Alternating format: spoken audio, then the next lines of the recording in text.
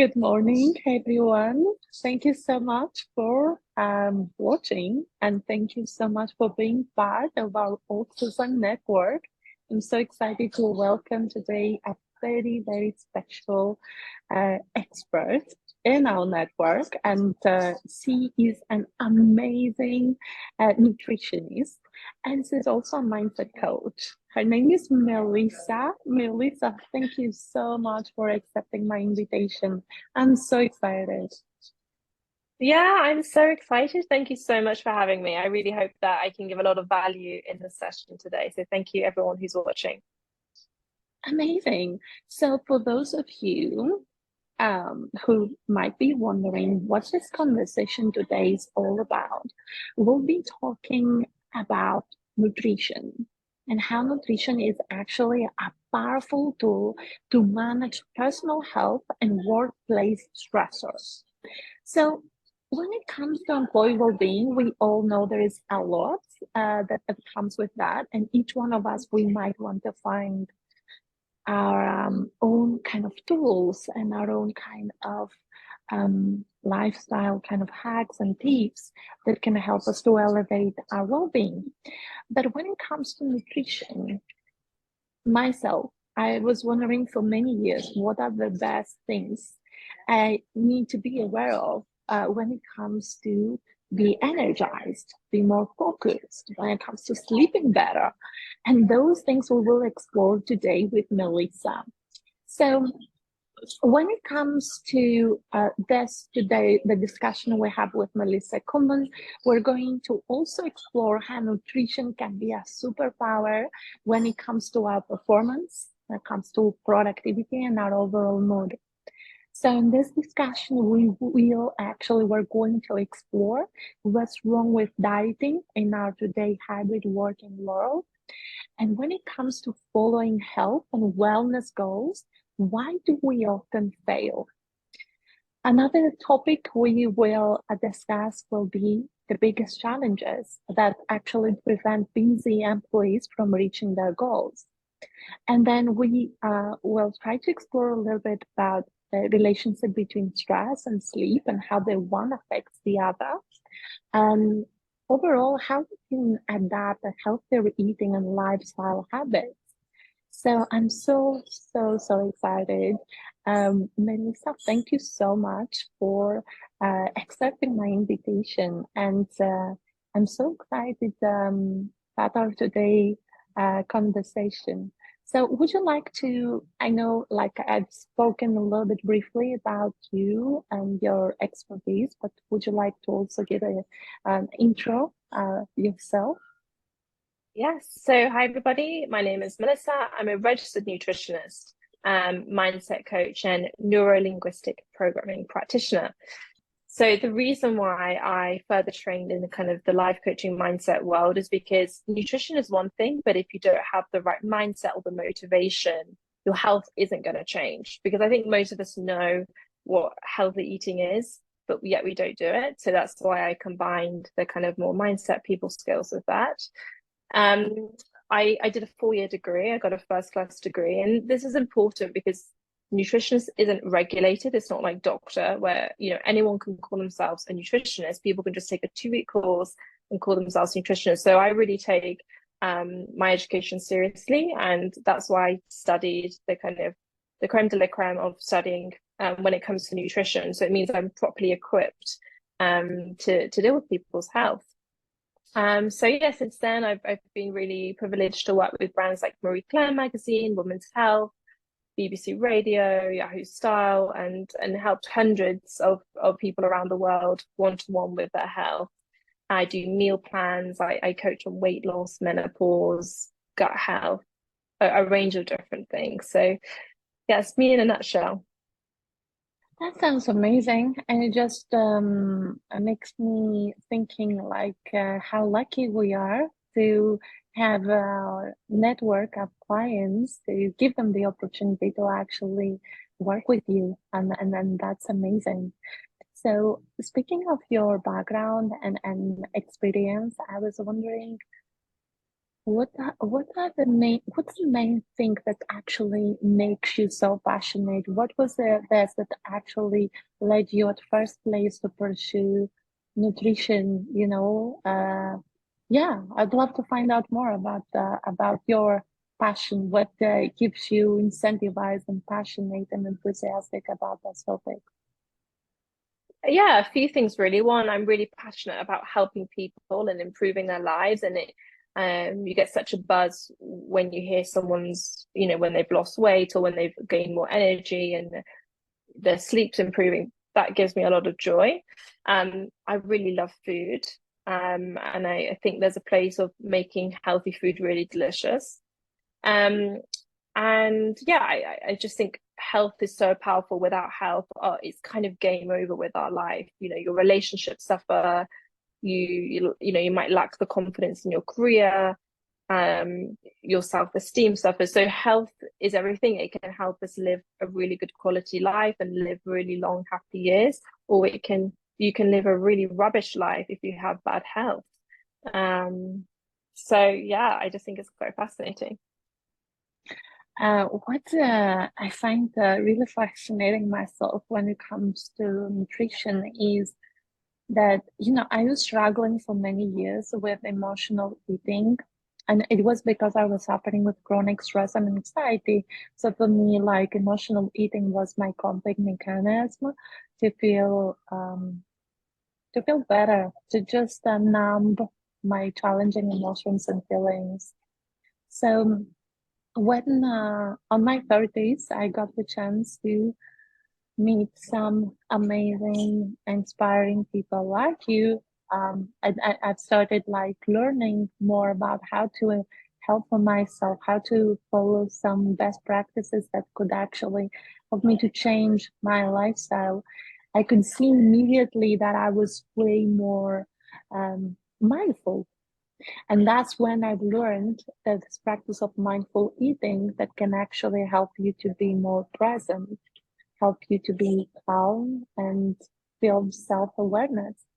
And I was always a big fan of meditation, and meditation practices was part of my day-to-day life, but I've never thought that food can actually be a way, an opportunity for us, our relationship with food, an opportunity to meditate and remind ourselves how important it is to be aligned and fully present. So when it comes to eating, our eating habits, what are the key factors that you feel contribute to more healthy and kind of healthier and balanced life? And especially when it comes to hybrid employees. So my 5 top habits is the question.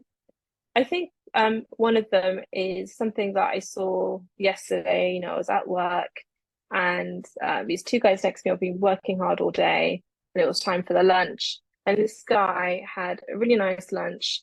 He was sat on the sofa and the table was below him. So he was hunched over and he was literally just shoveling food in his mouth whilst his laptop was open, whilst he was looking at his emails. And it's just like, this guy's, probably spent £8 on a nice lunch. It doesn't take much to step away from your desk and actually enjoy what you're eating and look at what you're eating, smell the food. Eating is a great pleasure. I think 99% of people agree with that. And so one of my top tips is to actually, yes, we're all so busy. Yes, we've all got deadlines, but take 5 minutes to eat your lunch in peace without multitasking, because it impacts your digestion, and studies show that you actually eat 25% more if you're not registering what you're eating. And if you've got something in front of you, you're not registering fully. So that's my number one tip. Number 2 tip is to include some seasoned nuts in your daily life. We're all lacking in fiber. And, we often hear about protein in our life, but what we really need is fiber. So adding some nuts and seeds is going to really give you some more diversity into your food, which is going to impact your gut health, and it'll give you more fiber and just keep you feeling a bit more full. So that's one thing.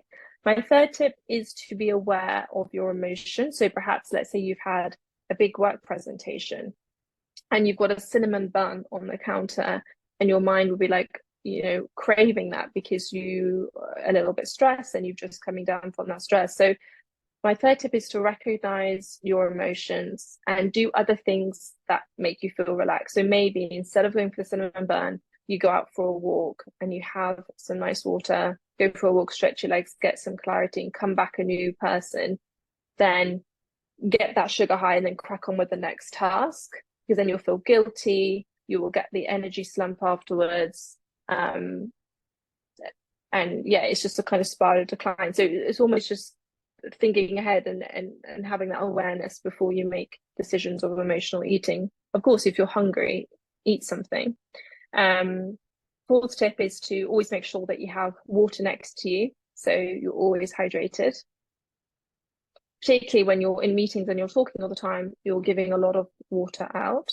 And even in colder months, you still sweat at night. You need water. And then lastly is to always ask yourself, can I add one more fruit and vegetable to whatever I'm eating? So let's say you're having omelette in the morning. Can you add some spinach in there, or mushrooms, or green beans? Maybe you're on the go and you're having I don't know, pasty or something, or pasta. Can you go and grab some carrots and hummus to get your 2 portions of veggies as well? It's very easy to go all day without any fruit and vegetables. My friend texted me like, oh, I've had chocolate yogurt, then I had pesto pasta, and then I had, I don't know, steak and chips or something. And it's so easy just to go all day without fruit and veg and without even thinking, and you do feel rubbish, I think, after that. I loved what you said, because sometimes myself, especially on those days that I feel a little bit more nervous or stressed about something, when I see the wrong things on the counter, I just want to go for those crisps or the chocolates, and it's natural, and it happens, right? But the thing is, then how do we switch from this to the state of mind, which is more about, let's take a long, slow, deep breath in, and let's stay with this challenging emotion. Let's see what happens. Because in many times it's just that we do not give enough space and time for ourselves to metabolize those challenging emotions. And as a result, we either try to escape them or rather try to suppress them. And in many cases, we do this via binge eating, emotional eating, overeating, right? It depends. So I really love your tips. And yeah, I personally found them really, really helpful. But then it's also about the challenges, right? Many times I hear employees telling me, oh, Alex, I'd love to have a better, like, healthier lifestyle when it comes to my eating habits, but I have no time. I have no time. This is a challenge, right? Especially when it comes to kind of hybrid employees. My question to you is, what are some other kind of common nutritional challenges or concerns that employees may face in the workplace? Some of the challenges are, perhaps you live in the middle of nowhere and you don't have access to shops, so that's a challenge. Perhaps there is no healthy foods in your office or around you, so you're always going to have to rely on meal prepping and being organized.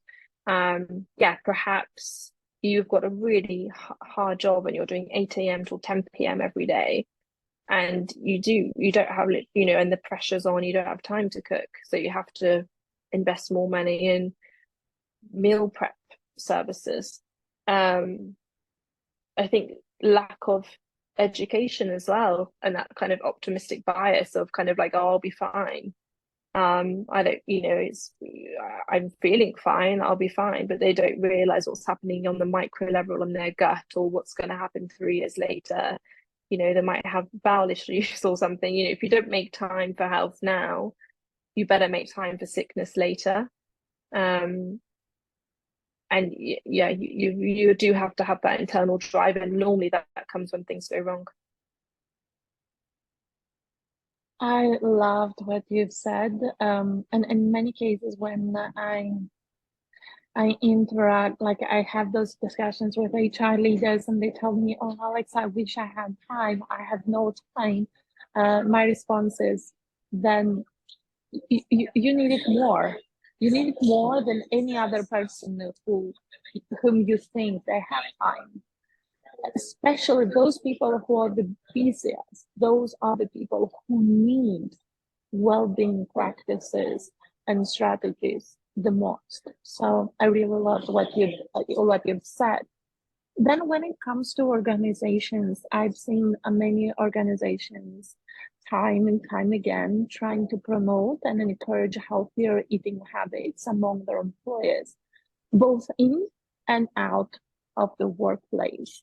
But from your perspective, what are the best ways, the best kind of practices that organizations can actually better promote healthier eating habits internally and externally? I think if I was if I was CEO of a big organization and I was in control of what they eat, I wouldn't put crisps and chocolate out. I just wouldn't have it. Because when you see something, it's so difficult to resist, particularly if it's free. I went to Google the other day. They had crisps and popcorn and chocolate, and everything was just like an all-inclusive hotel. It must be so difficult. So if I was in charge, I'd be like, all nutritious food, because I want my employees to give me the best output, and I'm not going to get that by giving them chocolate, sugary, energy crashing things. If I'm going to invest in food, it's going to be nutritious, nice fruit, carrots and hummus, nut butters, it still can still be really delicious. So yeah, not having it. I would invest in a nutritionist, like an in-house nutritionist, someone who, I do corporate presentations. I give everyone a personal recipe book based on what we've talked about, whether that's like 10 easy snacks you can do this week, or how to boost your serotonin through foods, the happy hormone. I would have really appealing water stations. So like, you can get like the big glass barrels, and then I would put like pineapple or mint or cucumber in there with nice bright colored glasses. Acts as a trigger for people to be like, okay, hydrate, rather than just tap water, which isn't really appealing. I think these little things can make a difference. That sounds amazing. I really love this idea when it comes to water and infused with, fruits, and that's my favorite. I really love it. And then when it comes to how we can actually, I know many employees, like I used to be myself, like they're constantly stressed and anxious, and because of that, they end up, like as we've said before, overeating, binge eating, and eating kind of emotional eating. So how can organizations actually help their employees when it comes to stress and anxiety? And what can they do to actually improve the way employees cope with stress and anxiety? I think the bosses need to be really supportive of people's health and really encouraging, and almost they get told off if they don't do their wellness practices. I don't know, maybe one of it could be you have to go on 2 5-minute walks outside each day, right? And you kind of get disciplined if you don't do that. I think a lot of people feel pressure from their bosses, and that they have to get all the deadlines done, and therefore their health and well-being comes last. I think if you're feeling stressed and you feel those kind of emotional food cravings, that's the time just to go outside, and maybe you can still do your work, like take that work call, or write a quick email, but you go outside, you brisk walk for 1 minute, then you do whatever you need to do, and you'll come back a different mood because you've moved your body, you're in a different environment, you're seeing trees, and it does help. Even if you would feel less stressed by 20%, that's still better than being cooped up at your desk in that environment of stress. and you just put things in perspective. That sounds super helpful. And so many times it's just about changing the environment, even if that's just to go for a 5 minute, 10-minute walk, and then have our lunch in the nearest kind of park or somewhere close to the nature. That also it helps when it comes to our stress, to decrease our cortisol levels simply because we are in this perfect environment that can help us to distress, like in minutes. And I just love always, like, so many times I get my team and we go to the nearest park and we have our lunch there, and we don't talk about work because, as you've said so many times, it's all about work, work, work, and employees do not feel like there is time for them to prioritize a healthier nutrition kind of habits. And when it comes to healthier nutritional habits, I know many employees that actually, so many they ask me, especially when dining out or ordering takeaway kind of food, especially during work hours, they ask me how they can just make healthier food choices when they do that. So what do you suggest? I mean, there's loads of nice salad places on Deliveroo. I don't know whether it's possible. I'm trying to think of alternatives. Yeah, don't order things like Coke, order things like just water or I mean, fruit juice is still sugary, but maybe you could all have sort of fruit juice, or kind of sparkling, healthily flavored water. Maybe you could go to the shops and just buy a big vat of, maybe you could order like some carrots and hummus or something, or maybe you could have healthy chef come in and cook everyone, and you can request whole grain rice and the whole grain carbs rather than the refined carbs. I think it can sometimes be challenging, but I think Deliveroo and takeouts like Deliveroo have a lot of options now, and I think you just got to be on it with what are some healthy options like the salads, the vegetables, ordering side dishes of vegetables as well, and avoiding the kind of greasy, heavy things. Yeah, that sounds, it's just, I was just thinking the other day that there are more and more places now on Deliveroo, on Uber Eats, where you can actually eat, not just because so many people, they think that healthier food means not delicious food, but this is not true any longer. And every time I go on Deliveroo or Uber Eats, all those apps, I get to find like amazing kind of vendors who actually promote like healthier food, but so delicious, like so delicious. Some salads with the perfect kind of sauce that it's just so like mouth watering, and I'm like, yes, that's exactly. And I feel like because we have so many choices now, we can definitely make the right choice. So it's just about being aware that yes, those actually options exist, and every time just to not be on autopilot, but take a step back and rethink and be like, okay, today I'm gonna have a salad, I'm gonna have a fruit salad, I'm gonna have my smoothie.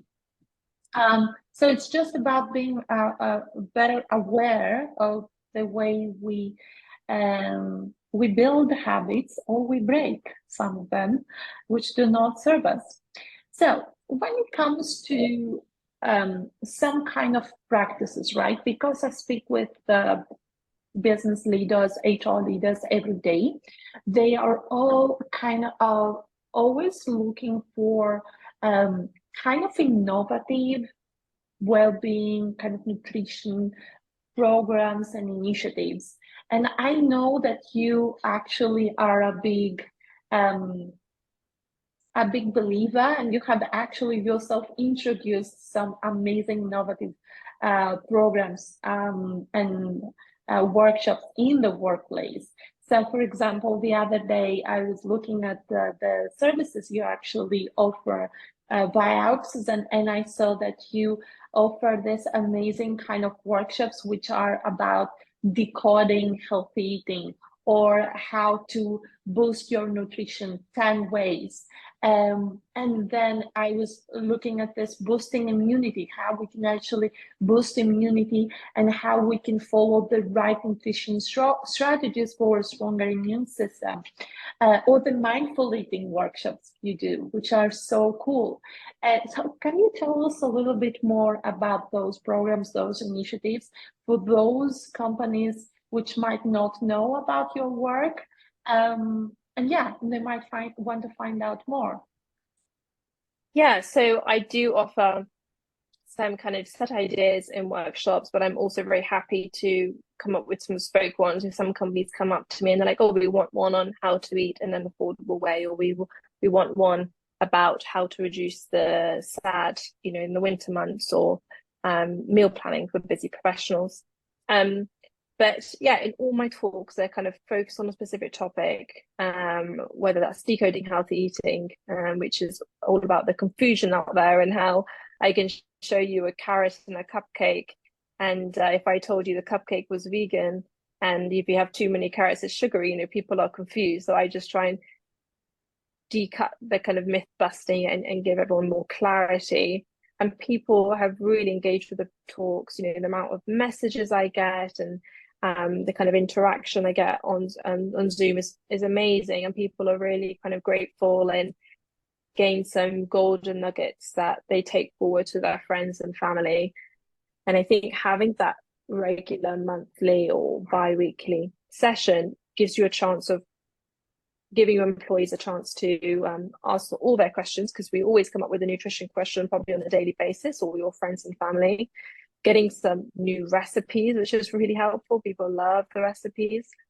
And yeah, learning new things, because nutrition is always evolving. And so it's good to have a health professional that's on it and can feed back to you in a simple storytelling way what's the latest and how we can actually implement it into our lives. Because I'm always doing what I preach. And so these little tips is things that come to my mind of how I see the world, Amazing. That sounds amazing. And in many cases, is what you've said is about learning, maybe also relearning, because for many years myself, for example, right, I was drinking Coke, Coca-Cola with every single meal. And it took me many years to actually break this habit, but it was only after I had an amazing nutritionist talking to me about all the negative impacts that has on my good health. And was only then when I said to myself, you know what, it's time to break this habit. So I decided to just change this habit with something else. And that was just because I had someone just like you who actually walked me through all the negative impacts, all the negative aspects of this habit in my life. So that was helpful. Then in terms of snacking, because you spoke a little bit briefly earlier about this, the issue of snacking in the workplace. So when it comes to healthier kind of snack options, do you have any other suggestions, except the ones that you've spoken already about? Any other things that organizations might want to consider? Yeah, I think fruit. Nuts might be a bit tricky, but I'm a big fan of nuts because you can just put them in your handbag, gives you that protein, healthy fats. Nut butters is good. You can spread on your toast or your fruit, like apple slices, roasted chickpeas, roasted kale. and changing up your hummus as well. So maybe you blend some edamame beans in there, or pesto. You have it with carrot sticks, celery sticks, red pepper, making your own energy balls. So just blitzing up nut butters, dates or prunes and cocoa powder and whatever you fancy, and rolling them into balls and keeping them in the fridge or freezer and having that on the go. It's really good, because snacking isn't the problem. It's what you're snacking on and whether you're snacking too much because you haven't balanced your breakfast, lunch and dinner. You know, if you're just having toast in the morning, it's not a well balanced. You're missing protein, you're missing fat, you're missing fruit and vegetables, and that's why you're hungry and that's why you're craving the snacks. So yeah, and I've got tons of snack recipes that if you sign on, I can give you some in a recipe book. Oh, wow, amazing. Sounds amazing. Then when it comes to energy balls and all those things that can actually, help us to be more energized throughout the entire day. I was telling to one of my clients the other day about your workshop, Eating for Energy, Optimizing Productivity Through Nutrition. And I think this is an amazing workshop because it actually gives the opportunity to employees to learn how food impacts their energy levels. And it's super kind of interactive, and you share all the actionable strategies. So can you tell us a little bit about this workshop and how, optimizing nutrition is interlinked with our boosting our energy, boosting our productivity? Yeah, I mean, just like fuel in a car, everything comes from the food we eat. If you eat the wrong things, you're going to get the energy slump. Perhaps you're going to be deficient in nutrients, so that's going to come, maybe you're lacking in iron, you're going to be tired. So this workshop talks about all the nutrients, the specific nutrients you need for energy, how to get them through your food, and what lifestyle habits and changes that you can do to boost your energy. And I'm also launching a stress workshop as well. So that's all about recognizing the stress triggers and how we can eliminate it. And some really great kind of life-changing small things that you can do as well, and what foods can help to reduce stress. Amazing. And then when it comes to hydration, because that's another big topic. So can you share insights on the importance of hydration and tips for ensuring employees to stay well hydrated throughout the workday? Hydration is important because it gives us energy. It helps to flush out toxins. It helps to boost our mood. 20% of our hydration comes from food. Like cucumber, watermelon, things like that, soups. The barriers that I see people don't hydrate is that they forget, they don't feel thirsty, or they don't like to. So to overcome them, I would suggest to always have a glass next to you. As soon as it's finished, get up, get the blood flowing around the body. So there's a benefit to doing that too, and filling up the water for next time. So it's almost like your phone. You always have your phone everywhere. Always take water or something, or herbal tea with you. And then going back to how we can make it more appealing, that's where I think we should have the water filters, or maybe you carry a charcoal stick, or maybe you buy like a cold tea bag to infuse the water, or you add mint and lemon and ginger, whatever you prefer. You can put frozen strawberries in there, or frozen raspberries to give it infusion and to keep it cold.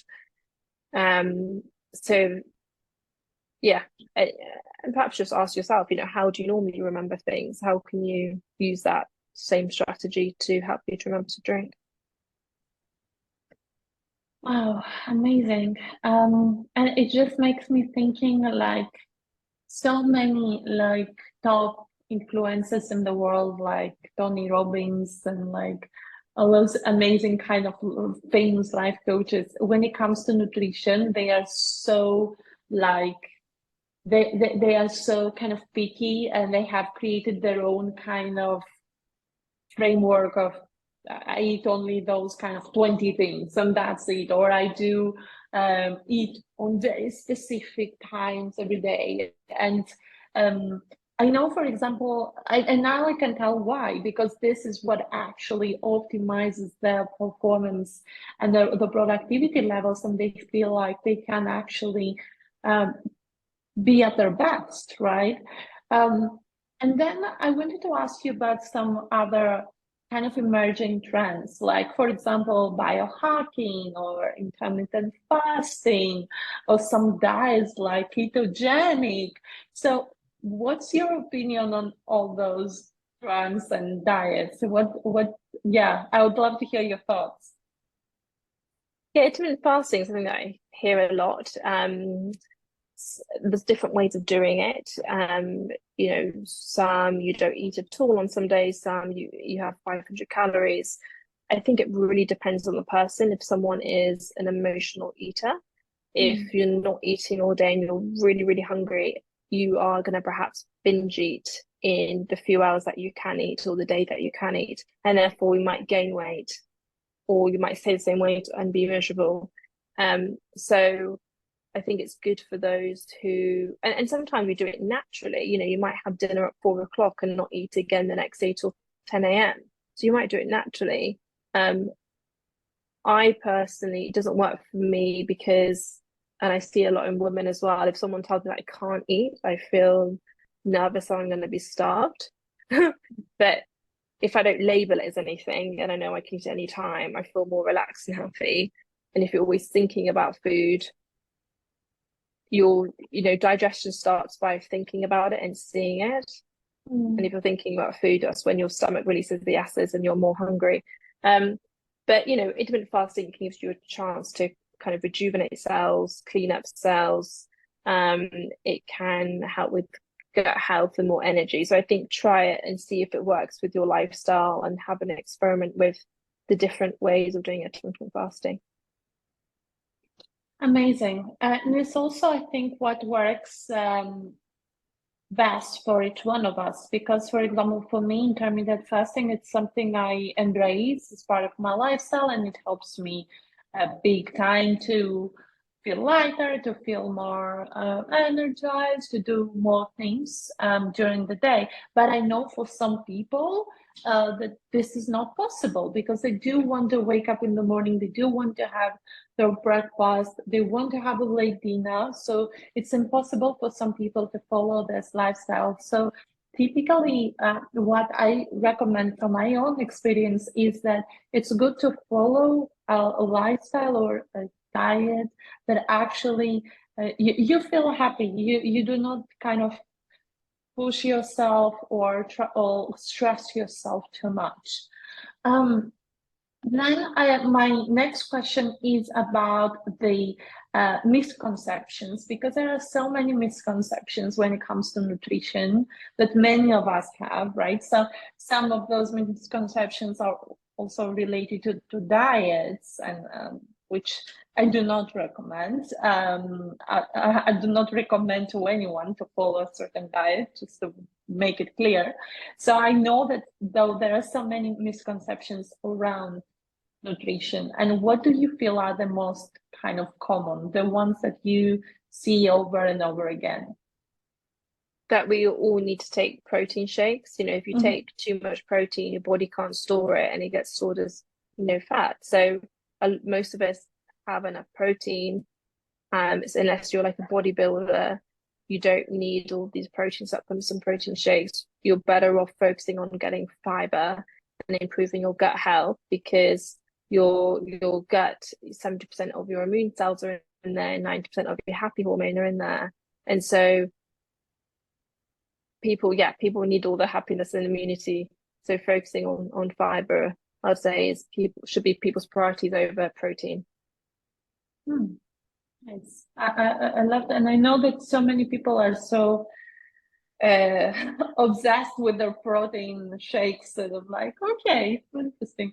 But yeah, as you said, I mean, whatever, like if they do consume like big portions of anything, right? It might be, sometimes I see people who just eat salads and fruits and juices, and I'm like, this is not healthy. So yeah, I mean, so many times I see, people get obsessed on certain things and following certain diets. And I tend to question, if this is really, is this really serving you? That's always my question. Is this really, do you really feel like this helps you? But yeah, it's interesting to hear this from a nutritionist perspective as well. So I guess my last question is about best practices that you would recommend, or strategies or tactics that you would recommend organizations to embrace when it comes to better nutrition, when it comes to better employee well-being among their employees. Are there any tools or tips or tactics that you would like to share? Yeah, I think that, I mean, in terms of organizations, probably what I've already said, really, making sure that all the healthy food is within eyesight. In my office, we've got kind of candy and crisps at eye level at all time, and that can trigger unhealthy habits. So swapping them to more healthy things. Maybe you do kind of cookery lessons, because people don't know how to cook, and that can be a barrier. Perhaps you could do kind of like free gym classes or free gym membership, or group fitness things together to get everyone going, and create competition within the offices to actually get people to do it. To have water stations and kind of maybe reminders or triggers to say, how many fruit and veg have you had? Have you drank your water? Things like that, to remind people. Amazing. That sounds great. I feel like what you've said earlier about organizations having their own in-house nutritionist is the best practice from my experience, because it combines like all the elements that an organization needs to be aware of and it needs to implement. So for example, by having an in-house nutritionist, you have an expert in-house who can actually advise personally your team members, right? On certain dates, they can be like a drop-in sessions where employees can come and talk to you, or a nutritionist in-house can help by delivering some workshops and webinars and talks, or a nutritionist can work in collaboration with a chef, and they can both create an amazing healthy menu, right? Am I missing anything? Is there anything else that in-house nutritionists can support, can help with? Yeah, I mean, recipe books, they can send me their questions. So when I go, I can do a bit of a live Q&A. Yeah, if I think of anything else, we can be creative and add it as well. But I think like those are the main things. Amazing. Sounds great. For me, one of my most favorite of your workshops is decoding healthy eating, and I highly recommend it as an introduction, as an introductory part with you to all my clients.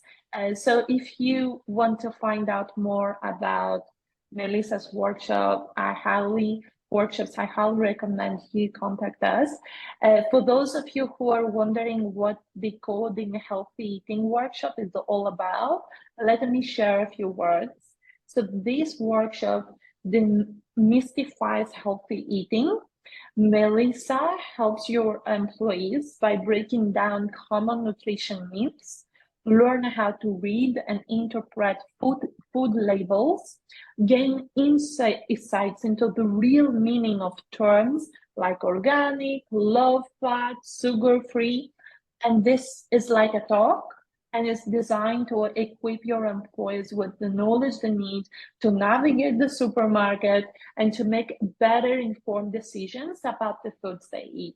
So I highly recommend it as an introductory workshop, which will actually help your employees to find out more about Melissa. And I highly recommend all of you to ask me, to contact me at alexandra@oxygen.net, where I'll be more than happy to share with you more information about her work and her projects. And yeah, I mean, she is amazing, and I highly recommend her. Melissa, thank you so much for being with me this afternoon. It was so lovely. Thank you so much for having me. I really hope people have gained something from this, and hopefully I'll see them live very soon. Yeah, oh my God. Thank you so much for all the amazing insights, advice, best practices. I've learned so much thanks to this interview, and I'm pretty sure our clients and our network will learn too many about tools, so many practices, about so many ideas and tips and hacks. And yeah, it will be great to actually grab this opportunity and work with you. So thank you all. For those of you who will be watching later, feel free to comment, like, but more, as we've done before, is about contacting us so we can book a discovery call between you and Melissa, and we can have a sit down and discuss how we can actually help you to elevate your employees' well-being so they can feel empowered, truly empowered. So thank you so much for today, Melissa. I really appreciate you investing your time with us this afternoon, and I look forward for our part 2 soon. Hopefully, I'd love to have you again sharing your wisdom with us. Yes, thank you so much for having me, and see you soon. It was great. Thank you so much. Have a beautiful rest of the day, and we'll speak soon. Bye, everyone. Bye. Cheers.